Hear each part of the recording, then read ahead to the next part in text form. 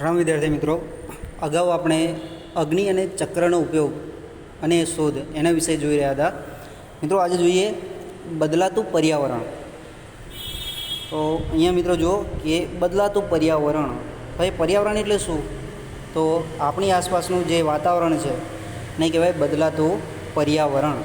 એને કહેવાય પર્યાવરણ, આપણી આજુબાજુનું જે આવરણ છે તે. તો આજથી લગભગ 12,000 વર્ષો પહેલાં વિશ્વભરના વાતાવરણમાં વ્યાપક પરિવર્તન આવ્યું. જુઓ મિત્રો, લગભગ કેટલા વર્ષો પહેલાં? 12,000 વર્ષો પહેલાં. આજથી લગભગ 12,000 વર્ષો પહેલાં જે વિશ્વભરનું એટલે સમગ્ર વિશ્વમાં જે વાતાવરણમાં ખૂબ જ મોટું પરિવર્તન આવ્યું. દુનિયાના અનેક ક્ષેત્રોમાં એટલે કે અનેક ભાગોમાં તાપમાન વધતા વનસ્પતિ અને ઘાસના ક્ષેત્રો ઊભા થયા. જો આ મિત્રો વર્ષો પહેલાંની વાત છે કે એ સમયે વાતાવરણની અંદર ખૂબ મોટું પરિવર્તન આવ્યું અને શું થયું કે તાપમાન વધ્યું, ગરમી વધી અને એના કારણે જે ઘણા બધા સ્થળોએ વનસ્પતિ અને ઘાસના ક્ષેત્રો ઊભા થયા, એટલે વનસ્પતિ અને ઘાસના મેદાનો બન્યા. અને એના પરિણામે ઘાસ ખાનાર એટલે કે જે તૃણાહારી પ્રાણીઓ છે, હરણ, ઘેટા, બકરા, એવા જે તૃણાહારી પ્રાણીઓ, એમની સંખ્યા વધી ગઈ. કેમ? કારણ કે એમને પૂરતા પ્રમાણમાં જો ખોરાક મળવા લાગ્યો અને એના કારણે આવા જે પ્રાણીઓ છે, હરણ, ઘેટા, બકરા, એવા બધા પ્રાણીઓ જે ઘાસ ખાય છે એ પ્રાણીઓની સંખ્યા વધી. એનો લાભ આદિમાનવોને મળ્યો. કેમ? કારણ કે એ લોકો પ્રાણીઓનું માંસ ખાતા શિકાર કરીને. તો આવા જે પ્રાણીઓ છે, હરણ જેવા પ્રાણીઓ છે, તો એ પ્રાણીઓને એ સરળતાથી મારી શકતા. તો એમનું જે સંખ્યા વધવાથી એમનો લાભ એ આદિમાનવોને ચોક્કસ મળ્યો. તો આવા જે પ્રાણીઓ જે છે તો શિકારની સાથે સાથે એ લોકો આ પ્રાણીઓની જે રહેવાની પદ્ધતિ છે, બરાબર, એમનું જે જીવન છે એમનો એ અભ્યાસ કરવા લાગ્યા. કોણ? આદિમાનવો. અને એ રીતે આદિમાનવનો માનસિક વિકાસ પણ થયો. કે જેવી રીતે જે પ્રાણીઓ છે એ ઝૂંડમાં સમૂહમાં રહે છે, તો એ જોઈને જે આદિમાનવો છે એ પણ પોતાની એક અલાયદી ટોળકી સમૂહ બનાવીને રહેવા લાગ્યો. તો આવી રીતે એનો પ્રાણીઓના જીવન પરથી એના માનસિક વિકાસ થયો.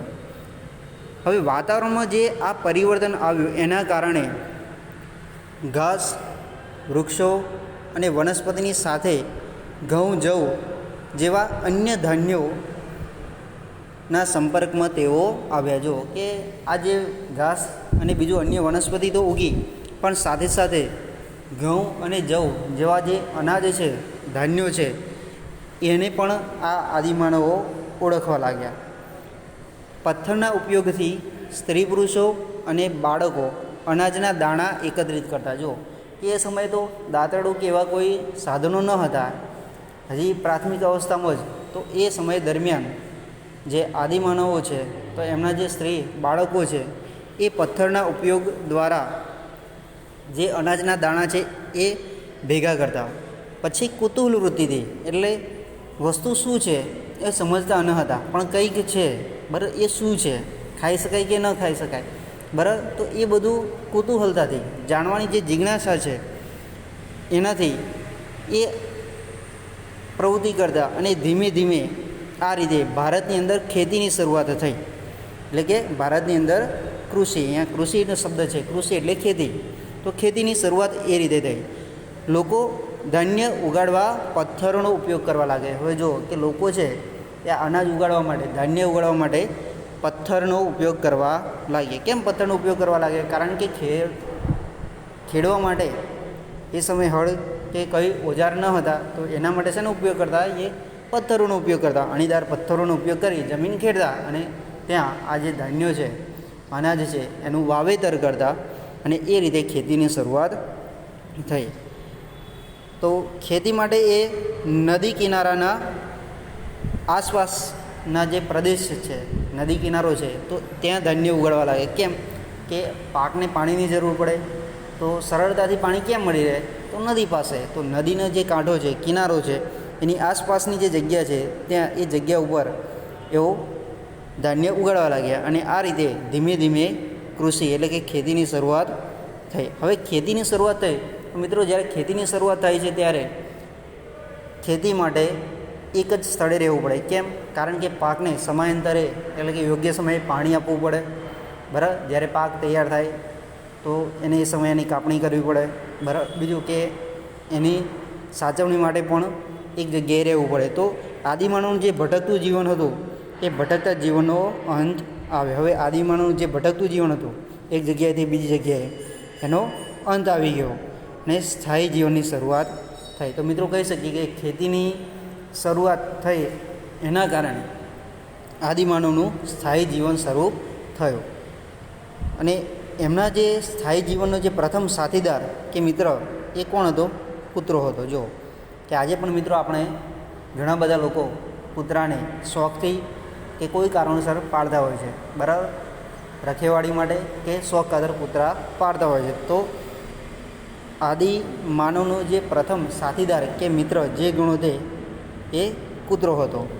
એ સિવાય તે ઘેટા બકરા, ગાય ભેંસ અને ભૂંડ જેવા પ્રાણીઓથી પણ પરિચિત હતા. જો એ સિવાય કૂતરા સિવાય ગાય ભેંસ, ભૂંડ, ઘેટા બકરા આ જેવા બધા પ્રાણીઓથી પણ એ પરિચિત હતો.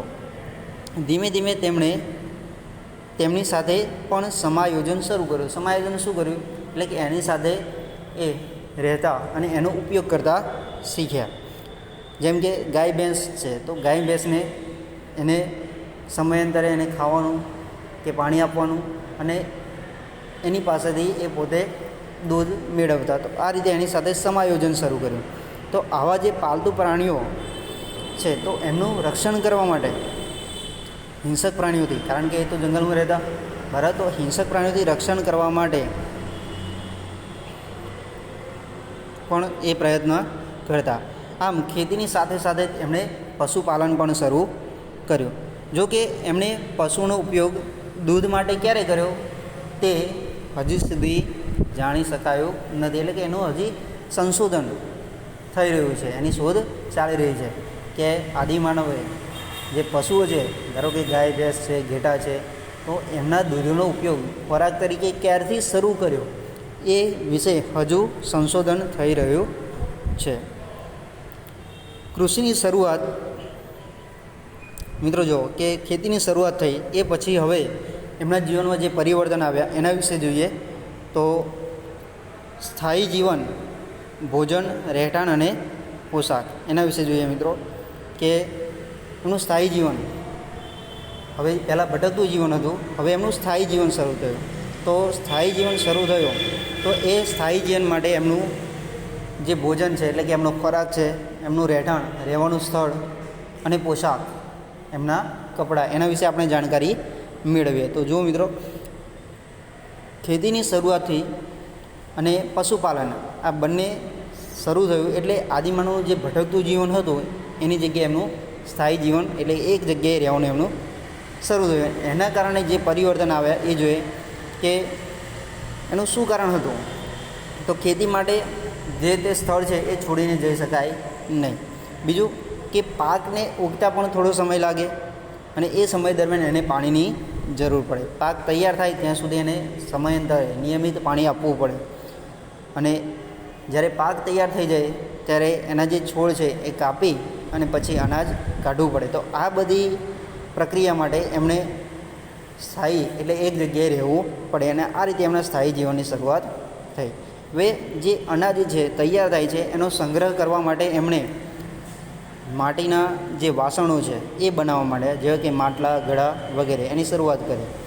હવે એમના ભટકતા જીવનનો અંત આવી ગયો તો એની સાથે સાથે એના કારણે એમના ખોરાકમાં અને પોશાકમાં અને રહેઠાણમાં પણ ઘણું બધું પરિવર્તન આવ્યું. જેમ કે તેઓ અનાજની સાથે સાથે માછલી, બરાબર, એનો પણ ખોરાકની તરીકે ઉપયોગ કરવા લાગ્યા. આજુબાજુ જે ફળો છે, વૃક્ષ પરના જે ફળો છે એ ફળો એનો ખોરાક તરીકે ઉપયોગ કરવા લાગ્યા. રહેવા માટે જે ગુફાનો ઉપયોગ કરતા હતા એના બદલે હવે જે નદી કિનારે ભીની માટી છે, બરાબર, એ અને વનસ્પતિના જે ડાળખા છે એ બધાનો ઉપયોગ કરી બરાબર. આજુબાજુનું જે ઘાસ એનો ઉપયોગ કરીને એ પોતે ઘર બનાવવા લાગ્યો. ખેતી માટે એને ઓજારોની જરૂર પડી તો એ પથ્થરોમાંથી ઓજારો બનાવવા લાગ્યા, જેવા કે ખુરપી, છીણી, દાંતરડા. તો આવા બધા જે ઓજારો છે એને પથ્થરમાંથી બનાવ્યા. હવે મિત્રો એ નીચે કોષ્ટકની અંદર સ્થળ આપેલા છે અને એ સ્થળ પરથી કયા કયા અવશેષો મળ્યા છે, બરાબર, એ વસ્તુ આપવામાં આવી છે. તો પ્રથમ છે ઘઉં, જવ, ઘેટા, બકરા અને પથ્થરના ઓજારો, એના અવશેષો મહેરગઢ, જે હાલ પાકિસ્તાનમાં આવેલું છે, ત્યાંથી મળી આવ્યા છે. ઉપરાંત ચોખા અને પ્રાણીઓના હાડકાના અવશેષો એ કોલ્ડી હવા, ઉત્તર પ્રદેશમાંથી મળી આવ્યા છે. ત્રીજું છે ચોખા, ઘેટા, બકરા, પથ્થરના ઓજારો, એના જે અવશેષો છે એ મહાગઢા, ઉત્તર પ્રદેશમાંથી મળી આવ્યા છે. માનવ વસાહત ગેંડો, એના અવશેષો લાંગણજ, ગુજરાતમાંથી મળી આવ્યા છે. ઘઉં, મસૂર, કૂતરા, ખાડાવાળા મકાન, આ જે અવશેષો છે એ બુર્જ હોમ અને ગુફકાલ, જે જમ્મુ કાશ્મીરમાં આવેલું છે, ત્યાંથી મળી આવ્યા છે. ભેંસ, બળદ અને અન્ય ઓજારો, એના અવશેષો એ ચિરાંદ એટલે કે બિહારમાં આવેલું છે, ત્યાંથી મળી આવ્યા છે. તો હવે જો મિત્રો અહીંયા મહેરગઢનું એક ચિત્ર આપવામાં આવ્યું છે, જ્યાં મકાનોની રચના એ જોવા મળે છે. તો પુરાતત્વશાસ્ત્રીઓ જે શોધેલા જે સ્થળો છે એ સ્થળો છે બુર્જ હોમ, ગુફરાકાલ, પુરંગી, મહેરગઢ, લાંગણજ અને ભીમબેટકા. તો આ સ્થળોએથી માનવ વસાહત અને પશુપાલનની માહિતી મળે છે. મહેરગઢ જે હાલ પાકિસ્તાનમાં આવેલું છે અને ઇનામ ગામ, આવા જે સ્થળો છે તો ત્યાં એમના ઘર અને ખેતીવાડીની પણ માહિતી મળી છે. હવે એ સમયે લોકો ત્યાં જવ અને બાજરીના જેવા ધાન્ય ઉગાડતા, એના અવશેષો પણ મળ્યા છે. મહેરગઢ અને ઇનામ ગામ જેવા જે સ્થળો છે ત્યાંથી પથ્થરના અણીદાર, તીક્ષ્ણ અણીદાર હથિયારો એટલે કે ઓજારો મળી આવ્યા છે, જેનો ઉપયોગ ખેતી માટે થતો હતો. તો પ્રાચીન સમયમાં મહેરગઢ એ ભારતનું સૌથી પ્રાચીન ગામ ગણી શકાય. પ્રાચીન સમયમાં મહેરગઢ છે એ ભારતનું સૌથી પ્રાચીન ગામ એવું ગણી શકાય. આ બધા જે અવશેષો પરથી એવું સાબિત થાય છે. લોકો જવ અને ઘઉંની ખેતીની શરૂઆત કરી હતી અને સાથે પશુપાલનમાં તેઓ ઘેટા બકરા પણ પાળતા હતા અને ખેતી કરતા અને અનાજનો સંગ્રહ કરતા હતા. અહીં પ્રાણીઓના કેટલાક હાડકાં પણ મળી આવ્યા છે અને એમના જે ઘરનો જે આકાર છે એ લંબચોરસ રહેતો. હાલમાં પણ આપણે આપણા ઘરો જોઈએ તો એ બધા લંબચોરસ આકારમાં જોવા મળે છે. તો આ ઘરોમાં એ અનાજનો સંગ્રહ કરતા અને એ અનાજનો સંગ્રહ કરવા માટેના જે કોઠાર છે, નાના મોટા કોઠાર, એ ઘરોમાંથી મળી આવ્યા છે. મહેરગઢમાં જે પુરાવા મળ્યા એ મુજબ ત્યાં જે મૃત્યુ પામનાર વ્યક્તિ છે એમની દફન વિધિ કરવામાં આવતી અને એ જગ્યાએ જે મનુષ્યની દફન વિધિ કરવામાં આવતી, જે મૃત પામેલ વ્યક્તિ છે એ વ્યક્તિની સાથે ત્યાં બકરી પણ દફનાવી હોવાના પુરાવા મળ્યા છે. આ બાબત એમના મૃત્યુ પછીના જીવનની કલ્પના કે માન્યતા સૂચવે છે. એટલે મૃત્યુ પછીની જે આપણે કેવી કલ્પના કરીએ છીએ કે એમના કર્મો અનુસાર સારા કર્મો હોય તો સ્વર્ગ મળે અને એ પ્રમાણે કર્મ હોય તો પછી નર્ક મળે, એવી આપણી કલ્પના છે. તો એવી રીતે પણ એ લોકોની કંઈ કલ્પના કે માન્યતા હશે એ પ્રમાણે એ મનુષ્યની દફન વિધિ સાથે બકરીની પણ દફનાવવામાં આવી હતી, એના અવશેષો મળી આવ્યા છે. હવે એ જ રીતે મહારાષ્ટ્રનું જે ઇનામ ગામ છે ત્યાં બાળકોના મૃતદેહ એટલે નાના બાળકો છે એના શરીરના જે મૃતદેહ છે એના અવશેષો પણ મળ્યા છે અને ત્યાં જે ઘરો મળી આવ્યા છે તે ગોળ છે, એટલે કે ગોળ આકારના એમના ઘરો હતા અને પશુપાલનની સાથે તેઓ ખેતીની અંદર બાજરી અને જવના પાક લેતા હતા. આ બધી ત્યાં અવશેષો મળી આવ્યા છે. મિત્રો હવે આગળ સ્વાધ્યાયની ચર્ચા કરીશું.